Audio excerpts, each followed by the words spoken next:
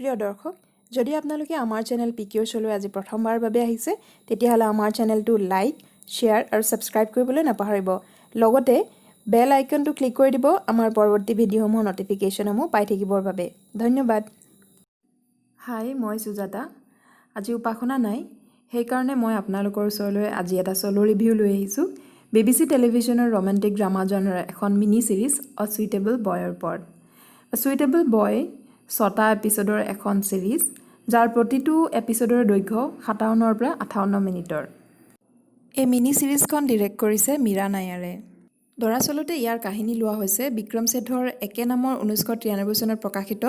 উপন্যাসখনৰ পৰা ইয়াৰ পটভূমি হৈছে 1951 চনৰ সদ্য স্বাধীনতাপ্ৰাপ্ত উত্তৰ ভাৰত সমগ্ৰ দেশে সেই সময়ত 1952 চনত হ'ব লগা প্ৰথমটো সাধাৰণ নিৰ্বাচনৰ বাবে নিজকে সাজু কৰি আছিল এখন কাল্পনিক চহৰ ব্ৰহ্মপুৰ বুলি আৰু বনাৰস কলকাতা দিল্লী লক্ষ্ণৌ আদি ঠাইত এই কাহিনীটো ঘূৰি থাকে মূল চৰিত্ৰ হৈছে 20-21 বছৰীয়া এগৰাকী যুৱতী লতা মেহৰা যিটো চৰিত্ৰ প্লে কৰিছে তানিয়া মানিকতলাই লতা এগৰাকী মাক আছে দুগৰাকী বাইক আছে আৰু এজন ককাইক আছে যি নিজৰ পৰিয়ালৰ সৈতে কলকাতাত থাকে লতাৰ সৰু বাইকৰ ফালৰ ভিনিয়েক ব্ৰহ্মপুৰ ইউনিভাৰ্চিটিৰ প্ৰফেসৰ আৰু তাইও বাইকৰ বিয়াৰ পাছত মাকৰ সৈতে তেওঁলোকৰ ঘৰতে থাকি সেইখন ইউনিভাৰ্চিটিতে পঢ়িবলৈ লয় লতা হৈছে ইংৰাজী সাহিত্যৰ এগৰাকী মেধাৱী ছাত্ৰী আৰু তাই ঘটনাক্ৰমে সেইখন ইউনিভাৰ্চিটিৰ হিষ্ট্ৰীৰ ষ্টুডেণ্ট কবিৰ দুৰাণীক লগ পায় আৰু পৰ্যায়ক্ৰমে তেওঁলোকৰ মাজত এটা প্ৰেমৰ সম্পৰ্ক গঢ় লৈ উঠে কলকাতাত যাওঁতে তাই লগ পায় বৌয়েকৰ ককায়েক অমিত হৈছে এগৰাকী অক্সফৰ্ড ৰিটাৰ্ণ কবি আৰু অমিতৰ লগতো লতাৰ এটা ভাল সম্পৰ্ক গঢ় লৈ উঠে একে সময়তে তাই হৰেশকো লগ পায় যাক মাকে তাই বিয়াৰ বাবে নিজে ঠিক কৰিছিল চমুকৈ লতাই নিজৰ তিনিজন সম্ভাৱ্য প্ৰণয়প্ৰাৰ্থীৰ পৰা নিজৰ জীৱন সংগী হিচাপে কাক বাছি ল'ব সেয়াই হৈছে সিৰিজখনৰ প্ৰথমটো মূল কাহিনী তাৰ লগতে সমান্তৰালভাৱে আন এটা কাহিনীও আছে লতাৰ বায়েক সবিতাৰ দেৱৰ মান কাপুৰ যাৰ দেউতাক হৈছে মহেশ কাপুৰ যি এজন ৰেভিনিউ মিনিষ্টাৰ সেই সময়ৰ প্ৰাদেশিক চৰকাৰখনৰ আৰু মান কাপুৰৰ প্ৰেয়সী সঈদা বাই তেওঁলোকৰ প্ৰেম কাহিনী সঈদা বাই এগৰাকী বাইজী যি এগৰাকী বহুত টেলেণ্টেড ছিংগাৰ এগৰাকী ডান্সাৰ আৰু যাৰ মাজত বিস্তৰ বয়সৰ ব্যৱধান আছে আৰু লগতে সামাজিক স্তৰৰ পাৰ্থক্য আছে সেইকাৰণে সেইটো লৈয়ে মানৰ দেউতাকৰ সৈতে কনফ্লিক্ট আৰু সঈদাৰ সৈতেও পিছত হোৱা ভুল বুজাবুজি আদিক লৈ দ্বিতীয়টো কাহিনী গঢ় লৈ উঠিছে তাৰ বাহিৰেও সিৰিজখনত বহুতকেইটা সাবপ্লটছ আছে বহুতকেইটা পলিটিকেল ইস্যু আছে যিবোৰ সময়ে সময়ে সাৰফেচ কৰিছে যেনে হিন্দু মুছলিম পাৰ্টিশ্যনৰ পিছত হোৱা যিটো ট্ৰমা পোষ্ট পাৰ্টিশ্যন ট্ৰমা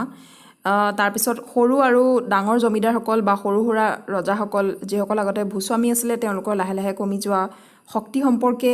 তাৰপিছত কেনেকৈ আইডেণ্টিটি পলিটিক্স মাইনৰিটি মানুহসকলৰ মাজত সোমাবলৈ পালে তাৰ কাৰণ তাৰপিছত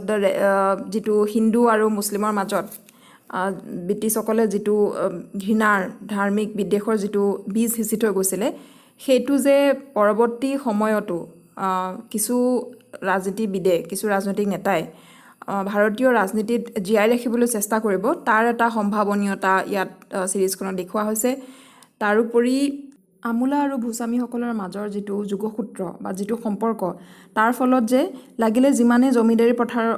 বিলুপ্তকৰণৰ কথা কোৱা নহওক বা লেণ্ড ৰিফৰ্মৰ কথা কোৱা নহওক আচল খেতিয়কসকলে যে তাৰ পৰা প্ৰকৃততে একো লাভ নাপায় তাৰ এটা ইংগিত ইয়াত দিয়া হৈছিল তাৰপিছত চাইল্ড এবিউজৰ কথাটো ইয়াত আহিছে মেণ্টেল হেল্থৰ কথাও আহিছে ধৰ্মীয় গোড়ামিটো আছেই লগতে কিছু ভাৰতীয়ৰ চাহাবী ভেম ইত্যাদি এইবোৰ কথাও আহিছে আকৌ নতুনকৈ স্বাধীন ভাৰতত দেশী উদ্যোগীসকলৰ ষ্ট্ৰাগল আৰু আটাইতকৈ ইণ্টাৰেষ্টিং হৈছে the position of the socialist line of political thought in the Indian politics মানে সেই সময়ৰ ভাৰতীয় ৰাজনীতিত ছ'চিয়েলিষ্ট যিটো ৰাজনৈতিক ধাৰা সেইটোৰ অৱস্থান ক'ত আছিলে তাৰ লগতে তাবায়ব বা বাইজীসকলৰ সামাজিক অৱস্থান তেওঁলোকৰ তেহজিব বা তেওঁলোকৰ কালচাৰটো কেনেকুৱা আছিলে সেইটোৰ এটা সম্যক এটা ছবি এইখন চিৰিজত আমি দেখিবলৈ পাওঁ অভিনয়ৰ ক্ষেত্ৰত ক'বলৈ গ'লে তাবুৰ কথাটো ক'বই নালাগে এগৰাকী বাউলী প্ৰেমিকা হিচাপে বা এগৰাকী বয়স আৰু অভিজ্ঞতাই পৰিপক্ক কৰি তোলা ৰহস্যময়ী নাৰী হিচাপে হওক সকলো ধৰণৰ ব্যক্তিত্বই তাবুৱে খুব ধুনীয়াকৈ কেৰি কৰিছে তাৰ লগতে ৰাম কাপুৰ এজন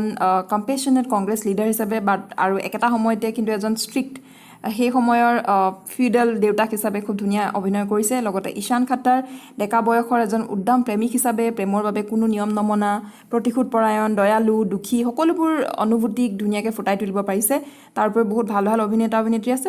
ৰাশিকা দুগল আছে দানেশ ৰাজবি আছে আৰু বহুত আছে লতা যেন সেই সময়ৰ এখন ব্লেক এণ্ড হোৱাইট ফটোৰ পৰা উঠাই অনা এগৰাকী কলেজীয়া ছোৱালী যাৰ গভীৰ দুচকু স্লিভলেছ ব্লাউজ আৰু শাৰী মানে দীঘল বেনি ইমান এগৰাকী এডুকেটেড মানে সেই সময়ৰ এগৰাকী যুৱতী হিচাপে খুব মৰম লাগিছে তানিয়া মানিকতালাক অভিনয় ইমান বেছি মই তেওঁৰ অভিনয়ৰ পৰা ইমান বেছি ইমপ্ৰেছ নহ'লোঁ তথাপিও লগতে নমিত দাস হাৰেশৰ চৰিত্ৰত simple realistic down to earth এটা চৰিত্ৰ হিচাপে খুব ধুনীয়া বিশ্বাসযোগ্য অভিনয় কৰিছে আৰু আটাইতকৈ ইণ্টাৰেষ্টিং এক্টিং হৈছে বিজয় বৰ্মা ৰচিদ হিচাপে মই আচলতে এইটো ঠিক কৰিব পৰা নাই মানে ৰচিদ কেৰেক্টাৰটো মই ভাল পোৱাৰ কাৰণে বিজয় বৰ্মাক ভাল লাগিছে নে বিজয় বৰ্মাক ভাল হোৱাৰ কাৰণে মোৰ ৰচিদ কেৰেক্টাৰটো ভাল লাগিছে লিড কেৰেক্টাৰকেইটা ব্লেক এণ্ড হোৱাইট নহয় প্ৰত্যেকৰ নিজৰ নিজৰ ফল্ট আছে লিমিটেশ্যন আছে আৰু এইখন চিৰিজৰ আটাইতকৈ প্ৰথমে চকুত পৰা বস্তুটো হৈছে ইয়াৰ গ্ৰেণ্ড প্ৰডাকশ্যন ডিজাইন প্ৰথম শ্বটটোৰ পৰা বা প্ৰথম চিনকেইটাৰ পৰা আপুনি সেইটো গম পাব যে ইয়াৰ প্ৰডাকশ্যন ডিজাইন বহুত ধনী প্ৰসাদবোৰ হওক সেইসমূহ অট্টালিকাবোৰ হওক বজাৰ এৰিয়া হওক বা ৰেল ষ্টেচন হওক ফাৰ্নিচাৰ হওক মুঠতে কাপোৰৰ ডিজাইন ক'তো তেওঁলোকে চেষ্টাৰ ত্ৰুটি ৰখা নাই সেই সময়ৰ হিচাপে সকলোবোৰ বস্তু দেখুৱাবলৈ কিন্তু ইমানৰ পিছতো এনেকুৱা লাগে যেন এইখন মিনি চিৰিজৰ যিটো প্ৰধান আত্মা সেইটো যেন ক'ৰবাত হেৰাই গৈছে ইয়াৰ স্ক্ৰিপ্টটো লিখিছে আচলতে এণ্ড্ৰু ডেভিজৰ আপোনালোকে যদি আগৰ কাম চাই তেতিয়াহ'লে দেখিব যে প্ৰাইড এণ্ড প্ৰিজুডিচৰ তেওঁৰ স্ক্ৰিপ্ট লিখিছিলে যিখন মই ব্যক্তিগতভাৱে যথেষ্ট নাটকীয় যেন পাইছিলোঁ আৰু মীৰা নায়াৰৰ ডিৰেক্ট কৰা চিৰিজ যেনো এখন লগা নাই আগৰ চিনেমা যিবোৰ আছিলে মীৰা নায়াৰৰ ধৰক মনচুন ৱেডিং হওক চালাম বম্বে হওক আনকি দ্য নেম ছেক হওক তেনেকুৱা চিনেমাৰ যিটো কোৱালিটি আছে তেওঁৰ সেইটোৰ কোৱালিটিৰ লগত এইখন চিৰিজৰ কোৱালিটি সঁচাকৈ মেটচ কৰা নাই যিবোৰ ৰ ইম'শ্যন আছে যেনে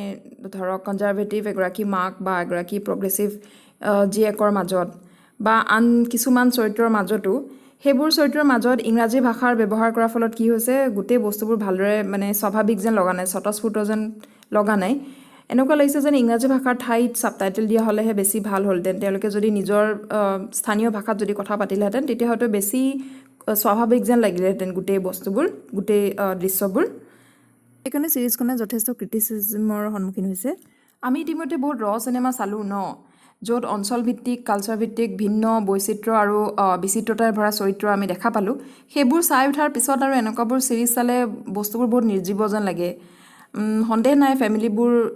এৰিষ্টক্ৰেটিক দেখাইছে তাত কিন্তু দুটামান ফেমিলি পাঞ্জাবী হোৱাৰ পিছতো সেইটো দেখি পাবলৈ নাই কালচাৰেল যিটো বিশিষ্টতা বা বৈশিষ্ট্যবোৰ আৰু মিউজিক ন' ডাউট বহুত ভাল হৈছে মিউজিকৰ ব্যৱহাৰ কিন্তু মিউজিকবোৰত এটা চাউথ ইণ্ডিয়ান ফ্লেভাৰ আছে গতিকে নৰ্থ ইণ্ডিয়াৰ ষ্টৰী হিচাপে সকলো সময়তে বেকগ্ৰাউণ্ড মিউজিকবোৰ বিশেষকৈ খাপ খোৱা নাই আৰু ইয়াৰ যিটো কালচাৰ দেখাইছে ন' ডাউট তাত কলনিয়েল বা ঔপনিৱেশিক এটা প্ৰভাৱ পৰিছে যাৰ ফলত বেছি বৈচিত্ৰতা দেখি পাবলৈ নাই আৰু হেজাৰ ভাল অভিনয় কৰিলেও মাক আৰু লতাৰ মাজৰ কেমিষ্ট্ৰি হৰেশ আৰু লতাৰ মাকৰ কেমিষ্ট্ৰি বা অমিত আৰু লতাৰ মাজৰ যিবোৰ কেমিষ্ট্ৰি সেইবোৰ যেন ক'ৰবাত যেন কিবা এটা কৃত্ৰিমতা সোমাই আছে এনেকুৱা যেন লাগিলে আৰু এনেকুৱা লাগিলে যেন কাহিনীটো খুব সোনকালে শেষ হৈ থাকিলে চাৰিটা বাৰ কি হ'ল এটা খুব ট্ৰেজিক কেৰেক্টাৰ হিচাপে ৰচিদৰ বা কি হ'ল জানিবৰ মন থাকিলে আকৌ কবিৰ এটা কনফ্লিক্টেড কেৰেক্টাৰ হিচাপে কবিৰৰ বা কি হ'ল এই গোটেই কথাবোৰ আমি নজনাকৈ থাকি গ'লোঁ তাৰোপৰি আপোনালোকে জানেনে যে আচল উপন্যাস হৈছে আচলতে 1349 পৃষ্ঠাৰ এখন উপন্যাস 1349 পৃষ্ঠাৰ এখন উপন্যাসক যদি চিৰিজ বনাবলৈ যোৱা যায় অন্ততঃ 10টা এপিছড সেইখন চিৰিজে দাবী কৰে সেইকাৰণে কি হ'ল লাষ্টৰ এপিছডটো খুব সোনকালে শেষ কৰি থোৱা যেন লাগিল ইমানৰ পিছতো আচলতে মই চিৰিজখন কিয় ভাল পালোঁ কাৰণ এগৰাকী পলিটিকেল ছায়েন্সৰ ছাত্ৰী হিচাপে মই ইয়াৰ পলিটিকেল ছাপ্লছবোৰ বহুত ভাল পালোঁ তাৰোপৰি এগৰাকী 20-21 বছৰীয়া ছোৱালী সেই সময়ৰ ছোৱালী হিচাপে লতাই যিখিনি কৰিছে কোনো শক্তিশালী এজেঞ্চি নোহোৱাকৈ কমপ্লিট মানে এটা ৰেবেলিয়াছ কেৰেক্টাৰ নোহোৱাকৈ লতাই ধীৰ স্থিৰভাৱে নিজৰ জীৱনৰ জাৰ্ণি ঠিক কৰিছে বহুত ভুল কৰিছে কিন্তু নিজৰ ওপৰত বিশ্বাস হেৰুওৱা নাই ফেমিলিৰ প্ৰেছাৰত মূৰ নুদুৱাই নিজৰ জীৱনসংগী নিজে বাছি লোৱাৰ বাবে নিজে এটা পৰিসৰৰ সৃষ্টি কৰি লৈছে এই গোটেই কথাবোৰ মোৰ ভাল লাগিলে আৰু বিশেষকৈ পলিটিকেল ইছ্যুবোৰ বা পটভূমিবোৰৰ কাৰণে মই আচলতে আচল উপন্যাসখন এতিয়া পঢ়িম বুলি ডিচাইড কৰিছোঁ আপোনালোকে উপন্যাসখন পঢ়িছে নেকি যদি আপোনালোকে পঢ়িছে আমাক জনাব কেনেকুৱা লাগিলে আৰু যদি আপোনালোকে এই চিৰিজখন চাইছে তেতিয়াহ'লেও আমাক জনাব আপোনালোকে চাই কেনেকুৱা পালে আৰু যদি আপোনালোকে এতিয়ালৈকে চিৰিজখন চোৱা নাই তেতিয়াহ'লে এটা ভাল খবৰ দিওঁ যে অতি সোনকালে এখন নেটফ্লিক্সত আহি আছে আপোনালোকে কমেণ্ট কৰি জনাবচোন তেতিয়াও চাই এখন কেনেকুৱা পালে আৰু লগতে শেষত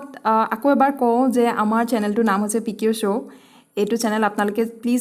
ছাবস্ক্ৰাইব কৰিব আৰু যদি আপোনালোকৰ ভিডিঅ'টো ভাল লাগিছে তেতিয়াহ'লে শ্বেয়াৰ কৰিব আমি উপাসনা আৰু মই খুব সোনকালে একেলগে পৰৱৰ্তী নতুন এটা ভিডিঅ'লৈ খুব সোনকালে আহি আছোঁ তেতিয়ালৈকে বাই